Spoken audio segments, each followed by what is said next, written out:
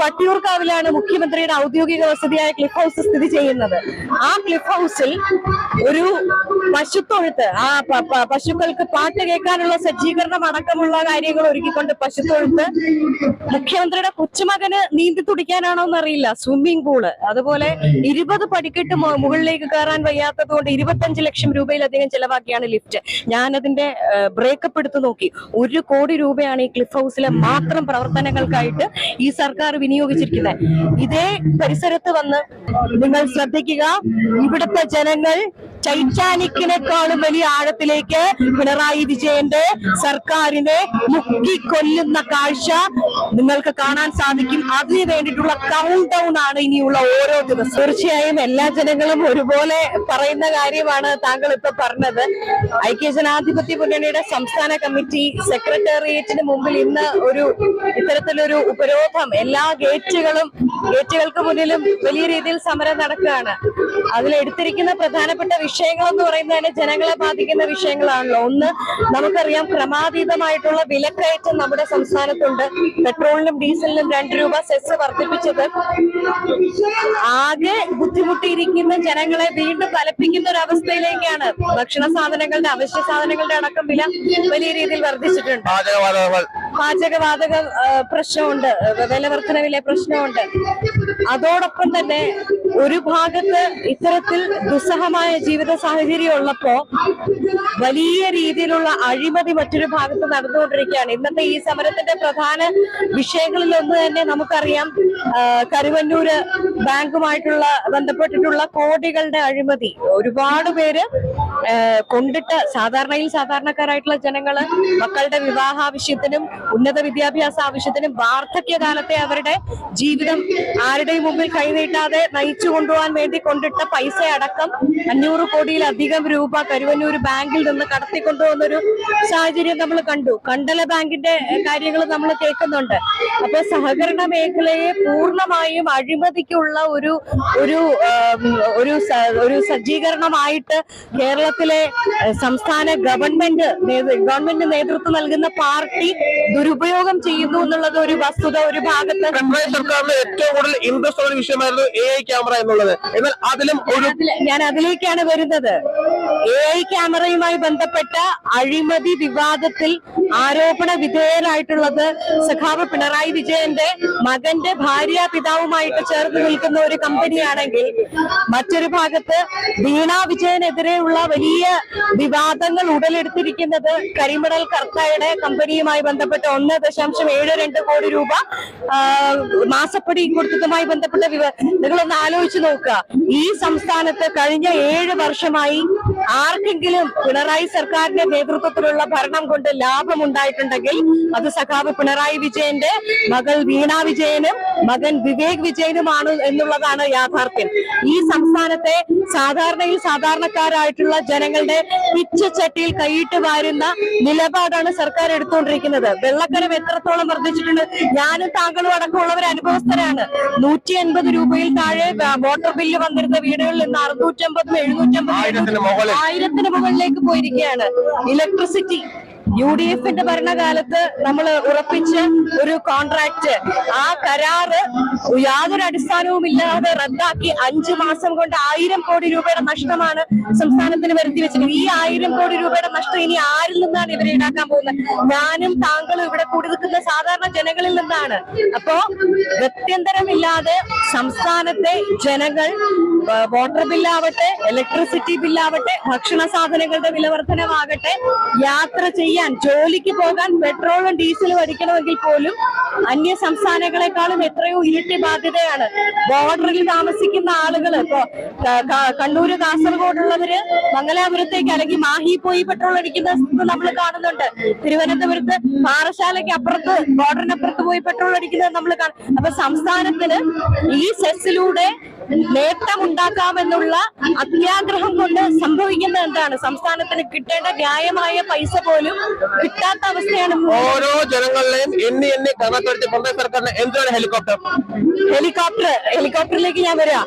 80 ലക്ഷം രൂപയാണ് ഹെലികോപ്റ്റർ പറത്തുന്നതിന്. എന്തിനാണ് ഈ ഹെലികോപ്റ്ററിന്റെ ആവശ്യകത എന്താണ്? ഒരു ദുരന്ത സമയത്ത് പോലും അത് കൃത്യമായി ഇവർക്ക് ഉപയോഗിക്കാൻ സാധിക്കില്ല.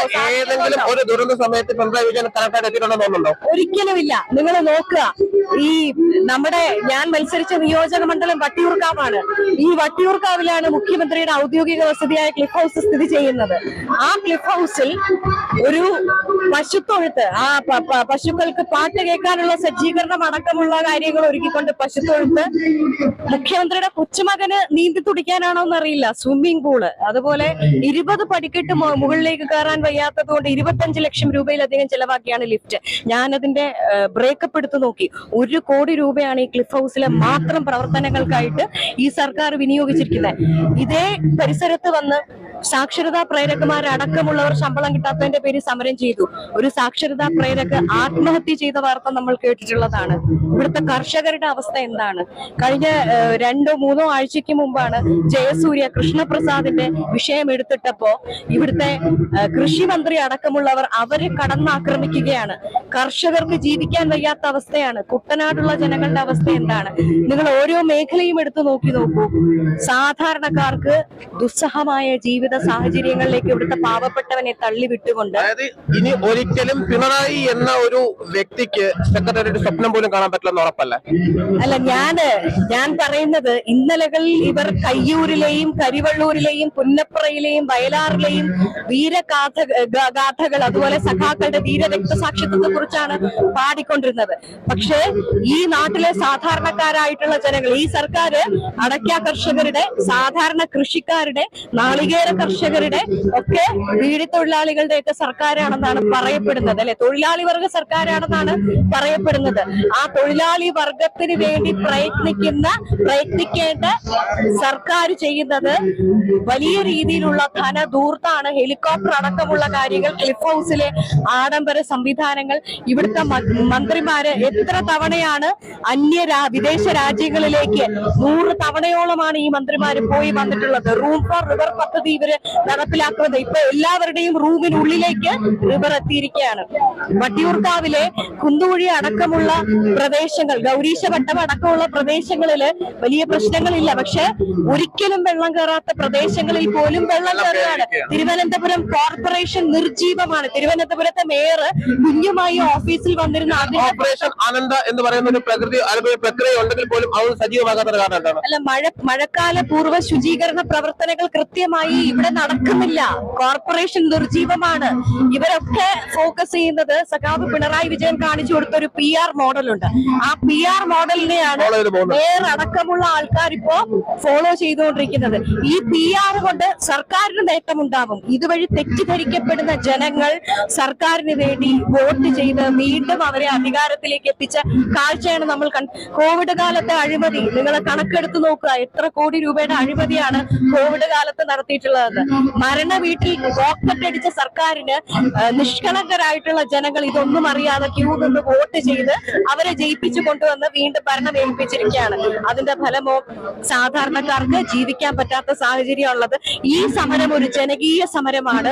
സെക്രട്ടേറിയറ്റിന്റെ എല്ലാ ഗേറ്റും ഐക്യജനാധിപത്യ മുന്നണിയുടെ പോരാളികൾ, പ്രവർത്തകർ വളഞ്ഞു കഴിഞ്ഞിരിക്കുകയാണ്. കഴിഞ്ഞ എത്രയോ ദിവസമായി നമ്മുടെ മഴയെ പോലും അവഗണിച്ചുകൊണ്ട് നമ്മുടെ മണ്ഡലം പദയാത്രകൾ ഇന്നലെ കുറവങ്കോണത്തടക്കം നടത്തിയിരുന്നു. അവിടെയൊക്കെ ഞങ്ങൾ ജനങ്ങളോട് അഭ്യർത്ഥിച്ചത് ഇത് ജനങ്ങൾക്ക് വേണ്ടിയിട്ടുള്ള സമരമാണ്. കാരണം ഇവിടെ ജീവിക്കാൻ സാധിക്കാതെ വലിയ രീതിയിൽ പ്രതിസന്ധിയിൽ അകപ്പെട്ട ജനങ്ങൾക്ക് വേണ്ടിയിട്ടാണ് ഐക്യജനാധിപത്യ മുന്നണിയുടെ ഭടന്മാർ, പോരാളികൾ ഈ ഗേറ്റ് മുഴുവൻ വളഞ്ഞിരിക്കുന്നത്. അവരോടും ഇതിന്റെ ഭാഗമാകണമെന്ന് ഞങ്ങൾ അഭ്യർത്ഥിച്ചിട്ടുണ്ട്. തീർച്ചയായും നിങ്ങൾ ഈ കാണുന്ന ജനാവലി ആ അഭ്യർത്ഥനയുടെ ഒരു വിജയത്തിന്റെ പ്രതിഫലനമാണെന്നാണ് ഞങ്ങൾ ഉറച്ചു വിശ്വസിക്കുന്നത്. ഒപ്പം ഞാൻ പറയുന്നു, വീണ്ടും എനിക്ക് പറയാനുള്ളത്, കയ്യൂരിനെയും കരിവള്ളൂരിനെയും കാണിച്ച് ഇലക്ഷന് വോട്ട് തേടുന്ന സർക്കാർ ധൈര്യമുണ്ടെങ്കിൽ ഇനി വോട്ട് തേടാൻ പോകുന്നത് കരുവന്നൂരിനെയും കണ്ടലയും കാണിച്ചുകൊണ്ടായിരിക്കണം. മന്ത്രി വീണ ജോർജ് MLA ആയിരുന്ന കാലത്ത് പറഞ്ഞ് ഇവിടെ ഒരു കപ്പലുണ്ട്, കപ്പലിന് ആടി ഉലയുകയില്ല എന്നാണ് പറഞ്ഞത്. പക്ഷേ നിങ്ങൾ ശ്രദ്ധ ശ്രദ്ധിക്കുക, ഇവിടുത്തെ ജനങ്ങൾ ടൈറ്റാനിക്കിനേക്കാളും വലിയ ആഴത്തിലേക്ക് പിണറായി വിജയന്റെ സർക്കാരിനെ മുക്കിക്കൊല്ലുന്ന കാഴ്ച നിങ്ങൾക്ക് കാണാൻ സാധിക്കും. അതിനു വേണ്ടിയിട്ടുള്ള കൗണ്ട് ഡൗൺ ആണ് ഇനിയുള്ള ഓരോ ദിവസം.